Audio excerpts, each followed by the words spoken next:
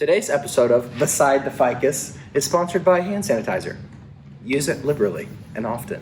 Just kidding. My name is Devan Vandenbark. I'm the Grace Blue Ridge Youth Director. Youth ministry here at GBR has changed a little bit in the last couple weeks. We still have the same desire to be with students, have intentional community, and it's a challenge to grow mentally, spiritually, physically, and socially, which is what the students call the fourfold way. So that looks a little bit different now, and so we're still kind of testing the waters when it comes to social distancing and using online platforms in lieu of face-to-face. One of the apps that we're using is called Zoom, and that actually works really, really well. We've done some really fun things on that just to get students together. We've played Mafia, we've done highs and lows, and we have done smaller group Bible studies together where we get to read and study the Word together. So those have been some really fun things we've gotten to do. We're continuing to look for creative ways to engage virtually, using social media platforms and whatever other ways we can think of. So an example of one of the fun things we've done recently, Katie Dugdale had the idea of posting a picture of an empty flower pot on the social media, on Instagram and Facebook, and have the students draw a plant to fill the pot.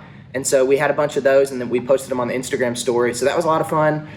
We're looking to do we're not sure exactly how it's going to work, but I want to kind of deliver canvases to people's houses, and then we all do the same painting, you know, those I don't know what you call those, but those like wine and dine paintings. But we want to do something like that together, where Katie will lead the painting, and then we can all participate from our own homes. So we're just fun, goofy things like that to stay engaged and be connected with our friends, both socially and to challenge spiritually as well.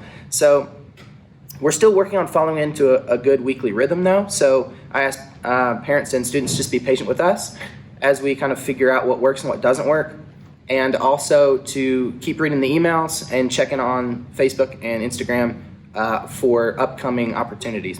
So I was reminded by James chapter 1, verse 2, that whenever trouble comes our way, it's an opportunity for joy.